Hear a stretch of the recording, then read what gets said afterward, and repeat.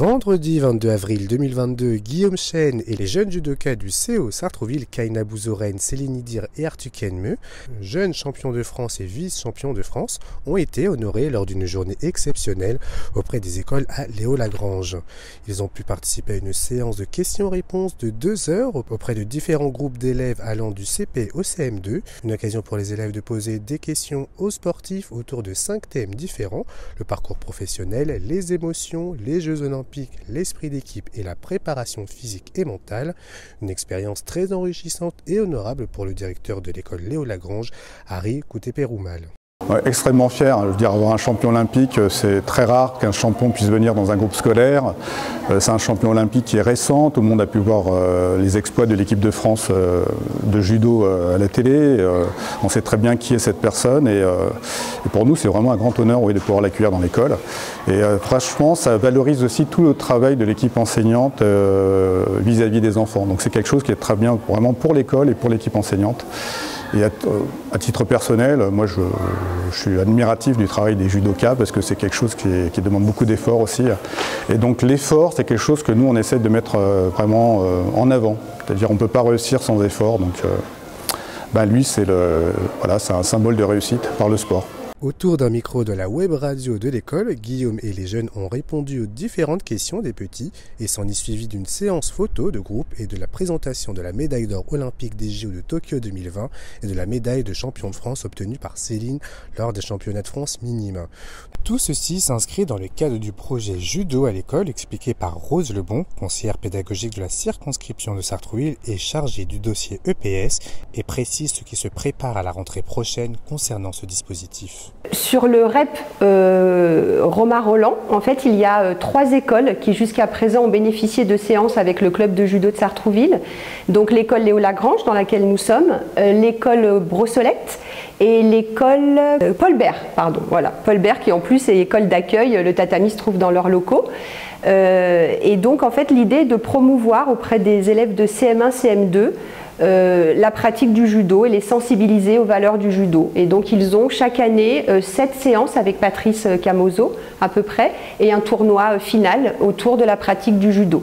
Et le gros projet de la circonscription autour de la pratique du judo, c'est l'extension de ces séances au REP Polan, donc avec des écoles qui vont aussi avoir le droit à cette pratique du judo sur le même nombre de séances, et donc ça va s'étendre à l'école, tout le groupe scolaire Joliot-Curie 2, le groupe scolaire Turgot et le groupe scolaire Neruda. Donc ça va être l'année prochaine à peu près 600 élèves qui vont bénéficier du CM1 ou CM2 du cycle judo et de cette découverte du judo. Cette matinée a été une réussite avec des enfants qui étaient très émus et impressionnés de voir les champions devant leurs yeux. Un entretien que Stéphane Pelvas et Julien Pourchet, conseillers pédagogiques départementaux EPS auprès de la direction académique des Yvelines, ont apprécié et indiquent l'importance de cet événement au niveau du rayonnement des Yvelines. C'est un partenariat riche déjà qui existe entre le club et un ensemble d'écoles. Et ici, ça a particulièrement du sens parce que c'est une école qui est labellisée Génération 2024.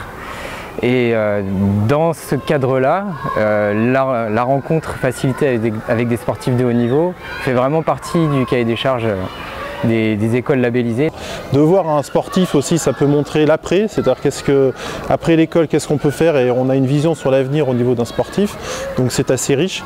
Et puis ça montre aussi, ce partenariat montre aussi que l'école travaille avec différents partenaires, les associations sportives, ça peut travailler aussi avec la collectivité territoriale qui est aussi la mairie. Et donc nous, au niveau rayonnement, nous on a essentiellement un rôle de recensement, de coordination de ce genre d'événements pour pouvoir les mettre en lumière après et faire en sorte que ça puisse se reproduire et profiter à un maximum d'élèves sur le département. Après cet échange avec les enfants, c'est au tour d'un déjeuner au restaurant Le Père Tranquille que la journée continue, en présence des partenaires du CO Sartrouville Judo.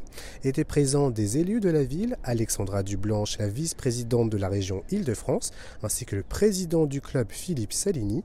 Le président a tenu à faire un discours afin de remercier tous les partenaires présents qui ont contribué à la réussite de Guillaume Chen lors des Jeux Olympiques de Tokyo, et a tenu également à féliciter le judoka. Il s'est exprimé à notre micro en expliquant expliquant le but de cette journée.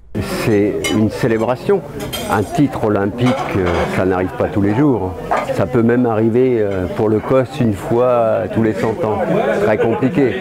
Donc je pense qu'il fallait bien sûr marquer le coup, associer nos partenaires à cette célébration importante et aussi associer nos jeunes qui ont obtenu des résultats formidables, puisqu'il y a une championne de France, un vice-champion de France, voilà, et ça traduit bien la volonté du COS de se tourner vers la formation et de produire des champions. Que ces jeunes-là, dans 5-6 ans, ils soient au plus haut niveau national. Alexandra Dublanche a aussi exprimé sa joie d'accueillir notre héros, ainsi que le remercier pour son engagement pour la ville de Sartrouville, qu'il a beaucoup mise en avant, et a rappelé l'impact sur la région Île-de-France d'avoir un champion olympique parmi nous. C'est une attractivité formidable, on est extrêmement fiers. On a eu 60% des médailles olympiques, donc on est vraiment une terre d'excellence, on en est fiers. Et aussi 20% des médailles paralympiques, aux JO paralympiques. Donc c'est une grande fierté et pour montrer à tous que voilà, aux jeunes qui se lancent dans le sport, des modèles, mais après on n'est pas obligé d'aller jusqu'à ce niveau-là. C'est aussi le sport au quotidien sur lequel on travaille beaucoup. La journée s'achève à l'IME, le chemin des Loris, où Guillaume Chêne a été accueilli en trombe avec plusieurs surprises organisées par l'Institut. Pancartes, drapeaux français, photos et vidéos retraçant sa carrière. Tout était mis en place pour recevoir le judoka en bonne et due forme. Guillaume a pu répondre à quelques questions des jeunes et ce moment s'est terminé avec un goûter préparé par les jeunes de l'IME pour clore cette merveilleuse journée de célébration et de mise à l'honneur au succès de Guillaume, Kaina, Céline et Arthur. Le champion olympique en garde un très bon souvenir. J'espère que les enfants vont passer une belle matinée, mais en tout cas le judo, au-delà du haut niveau, on essaie de véhiculer ses valeurs et je pense que le message a été reçu par les enfants ce matin et après par les plus grands cet après-midi. Là maintenant on a la chance de partager ce moment et voilà, c'est ce petit bout de métal dont tous les acteurs sont présents, donc c'est une belle journée pour nous, pour Sartrouville, pour le club et on est content d'être là. Aujourd'hui ils sont venus pour me féliciter, mais moi je suis venu pour les remercier parce qu'ils sont acteurs aussi de ce succès et je le disais tout à l'heure, on est tout un collectif qui allons vers les mêmes objectifs et voilà, c'est une affaire qui tourne plutôt bien. Le sportif s'est confié sur sa blessure en rassurant sur son état avec la rééducation qui avance bien et a parlé également de son futur et il le voit bien évidemment avec le COS Judo et Sartrouville.